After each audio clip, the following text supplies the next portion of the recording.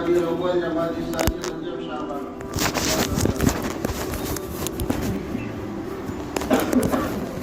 عربی مہینے ہمیں یاد کرنی چاہیے، عربی تاریخ یاد ہو، اور پھر اس کے ساتھ ساتھ ٹائم ٹیبل یہ جو ہے لوگوں کو معلوم ہونا چاہیے کہ کس وقت شروع ہوتا ہے کس وقت ختم ہوتا ہے.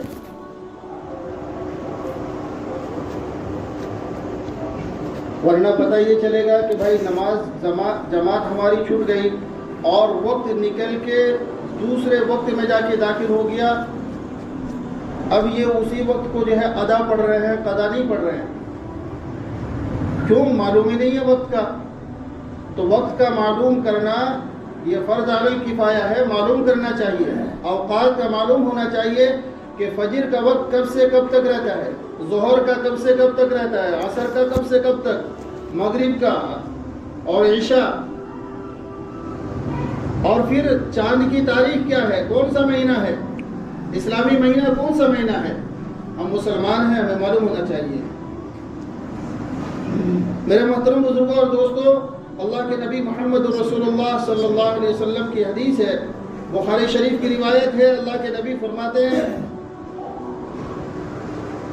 کہ تمہارے جسم میں گوشت کا لوتھڑا ہے، جب وہ صحیح ہوتا ہے تو بدن سے نکلنے والے سب اعمال صحیح ہو جاتے ہیں، اور جب وہ بگڑتا ہے تو بدن سے نکلنے والے سب اعمال بگڑ جاتے ہیں، اور وہ گوشت کا لوتھڑا دل ہے. سنو، دھیان سے سنو، غور سے سنو، وہ دل ہے. یہ جو ہمارے پاس دل ہے، اس دل پر محنت کی ضرورت ہے، اس دل کو بنانے کی ضرورت ہے. اس دل سے یہ جو ہمارے پاس دل ہے، اس دل میں اللہ کی محبت آ جائے، رسول کی محبت آ جائے، اور تمام دنیا کی ضرورتوں سے زیادہ دین اس پر غالب آ جائے، دین کے تقاضے آگے آ جائے،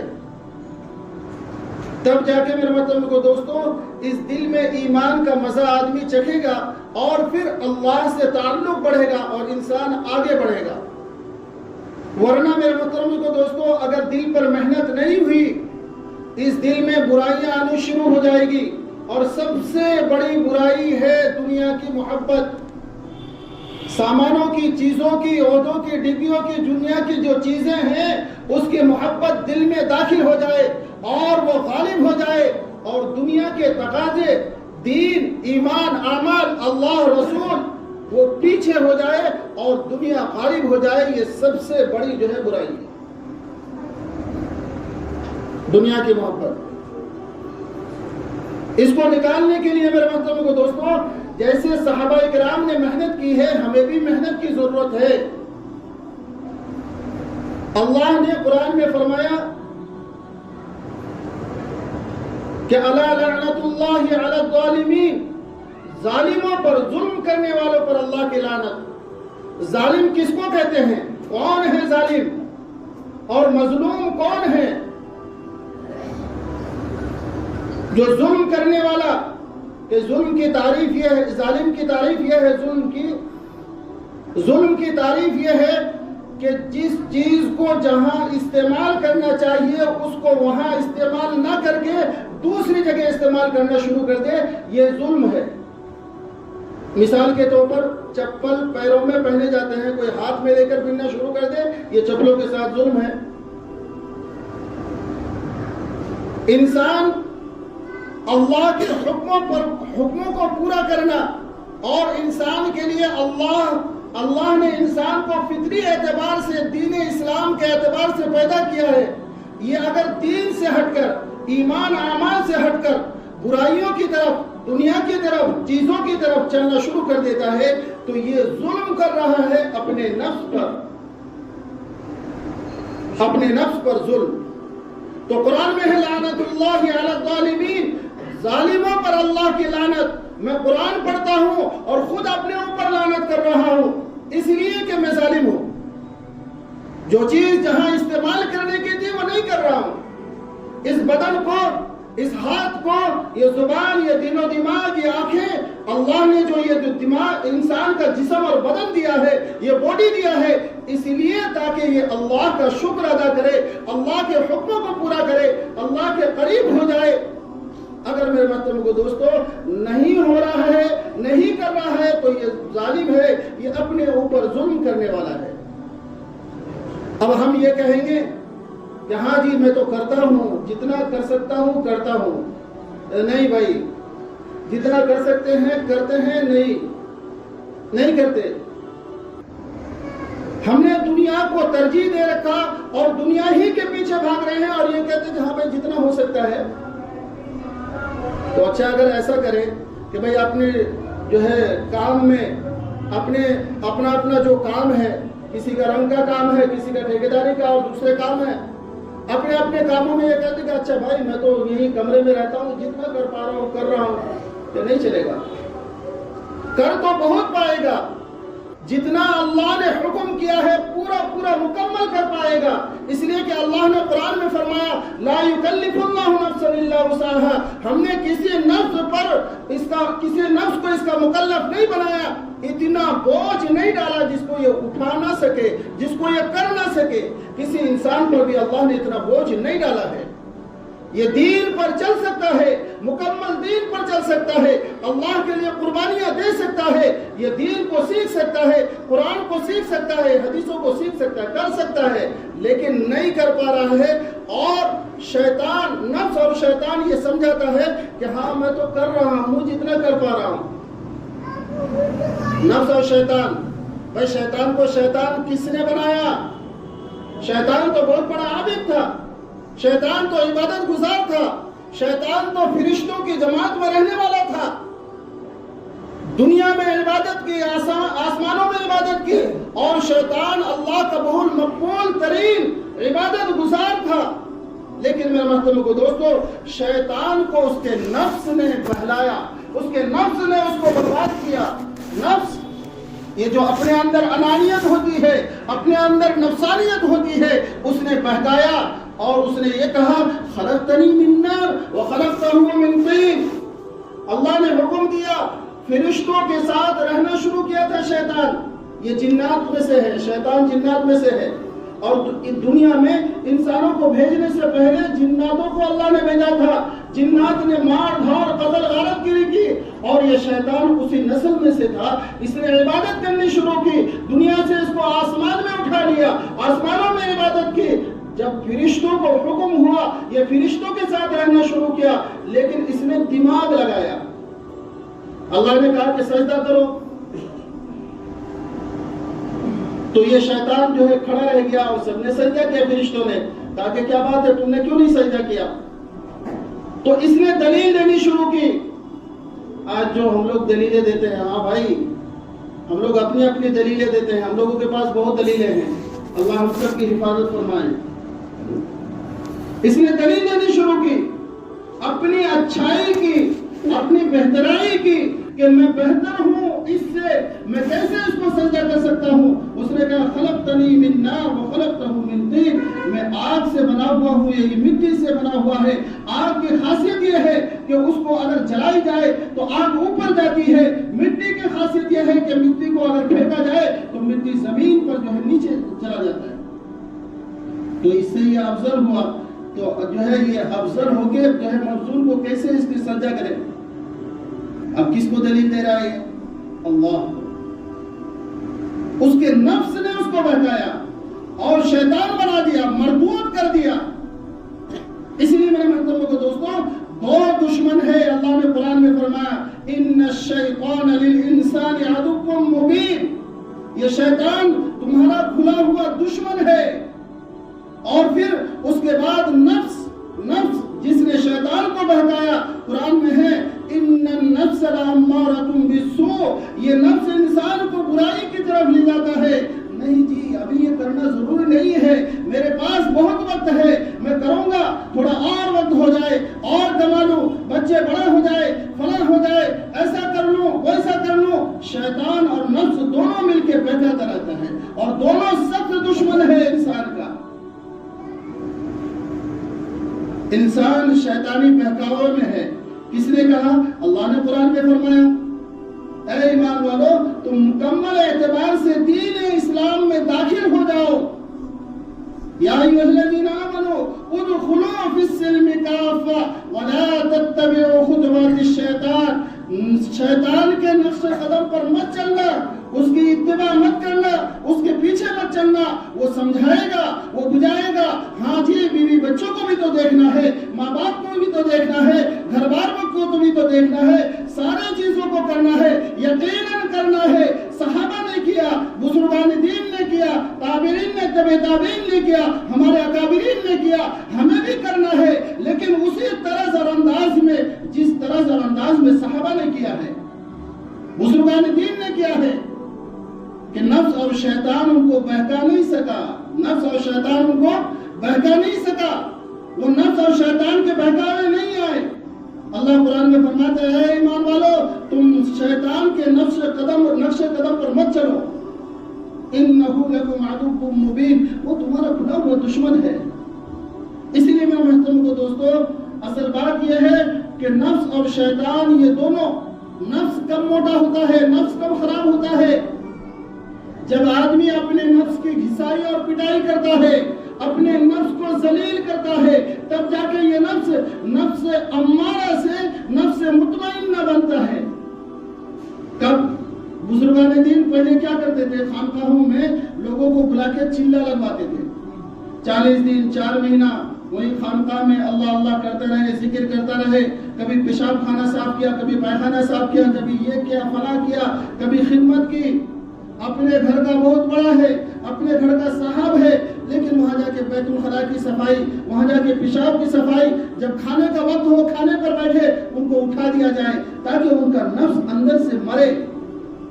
आज तो बिस्तर बोरियां हमें लेना जो है अपने सर पर मुश्किल मालूम होता है। लोग देख कर क्या कहेंगे, अल्लाह के रास्ते में जाना मुश्किल हो जाता है, लोग देख कर क्या कहेंगे, दीन का काम करना मुश्किल हो जाता है कि लोग देख कर क्या कहेंगे। ये नफ्स अंदर ही अंदर मोटा हो रहा है, इसको घिसाई और पिटाई करने की जरूरत है, नफ्स को जलील करने की जरूरत है, कि जो चीज दिल में आवे नफ्स चाहे उसके खिलाफ करे। जो नफ्स पर एक कदम रखे, दूसरा कदम उसका जन्नत में है, कि भाई नहीं, नफ्स के खिलाफ करना है। इसलिए मैं तुमको दोस्तों, नफ्स और शैतान दोनों हमें समझाता है, बुझाता है कि अभी बहुत वक्त है, अभी बहुत कुछ करना है। अभी दीनी एतबार से दुनिया के बारे में हमारे अकाबिरीन ने मिसाल दी। हजरत मौलाना पालनपुरी रहमतुल्लाह अलैह वो ये फरमाते कि देखो एक टंकी है, टंकी में पानी है, मान लिया 50 लीटर, 1000 लीटर, 500 लीटर, जितना भी पानी है टंकी में, और उस टंकी में एक नल लगा लो, इधर से पानी खोला, एक नल लगाया, दूसरी तरफ भी एक लगा लो, तीसरी तरफ भी एक लगा लो, चौथी तरफ भी एक लगा लो, लेकिन पानी टंकी से, टूटियों के जरिए से कितना आएगा, जितना उसमें है। ऐसे ही दुनिया मुकद्दर की है, जितना अल्लाह को देना है अल्लाह देगा, चाहे जितने तरतीबें कर लो, जितनी दुकानें कर लो, और जैसे दिमाग लगा लो, जो भी कुछ कर लो, अल्लाह को जितना मुकद्दर है देना है अल्लाह देकर रहेगा। जैसे टूटी में पानी है, जितने भी नल लगा लो, पानी उतना ही आएगा जितना उसमें है, ऐसे दुनिया हमें उतनी मिलेगी। तो दुनिया के पीछे भागने से अल्लाह ने मना किया। भागना है तो अल्लाह की तरफ, फफिर्रू इलल्लाह, अल्लाह की तरफ भागो।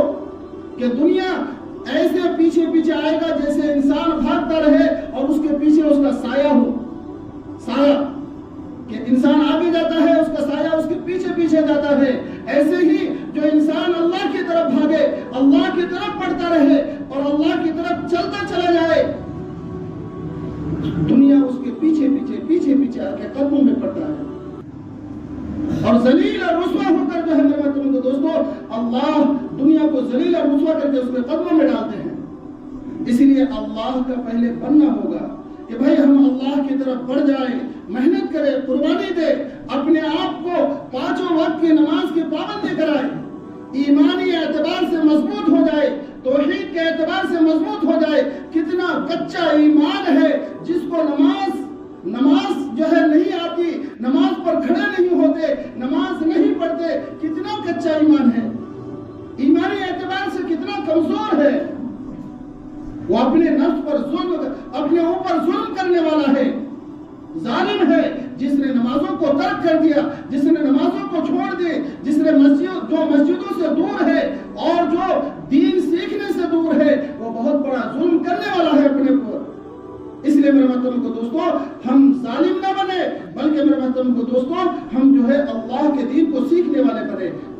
لعنت اللہ علی الظالمین، لعنت اللہ علی الکاذبین، جھوٹوں پر اللہ کی لعنت۔ جھوٹ بولنا یہ بہت بڑا سخت گناہ ہے، حرام ہے جھوٹ بولنا۔ جب آدمی جھوٹ بولتا ہے اس کی بدبو پھیلتی ہے۔ اس کی بدبو کس کو محسوس ہوگی؟ کہ اللہ والوں کو محسوس ہوگی۔ جھوٹ بولنا بہت بڑا گناہ ہے۔ حدیث میں ہے الصدق ینجی والکذب یہلک، کہ جھوٹ انسان کو نجات دلاتا ہے، کامیابی دلاتا ہے اور کامیاب کرتا ہے، اور جھوٹ جو ہے انسان کو برباد کرتا ہے، سچ انسان کو کامیابی دلاتا ہے۔ تو اس لیے میں تم کو دوستوں قرآن میں جگہ جگہ اللہ نے بہت سے احکام نازل کیے، وہ حکم ہماری زندگیوں میں آ جائے۔ قرآن میں جگہ اللہ نے دعوت دی ہے، جگہ دعوت دی ہے۔ نبیوں کے واقعات کو بیان کیا کہ دیکھو ابراہیم علیہ السلام نے کیسے محنت کی ہے، دیکھو موسیٰ علیہ السلام نے کیسے محنت کی ہے، عیسیٰ علیہ السلام نے کیسے محنت کی ہے۔ ان کی عبادات کو بھی بیان کیا گیا نہیں کہ موسیٰ علیہ السلام نے کیسے عبادت کی، اس کو بیان نہیں کیا۔ تو کس کو بیان کیا؟ کہ انہوں نے اپنی زندگی میں محنت کیسے کی۔ اور یہ قرآن کس کے لیے ہے؟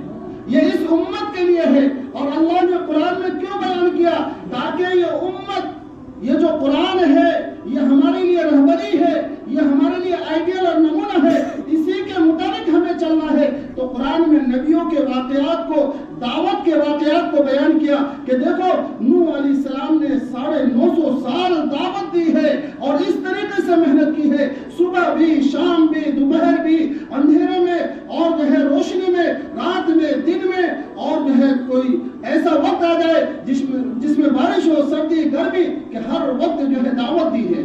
950 سال تک دعوت دی ہے۔ حضرت نوح علیہ السلام کے واقعوں کو بیان کیا۔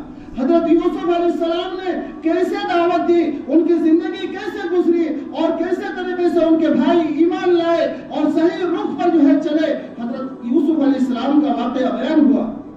تو یہ نبیوں کے واقعات کیوں سنا رہے اللہ تعالیٰ، کیوں بتا رہے ہیں؟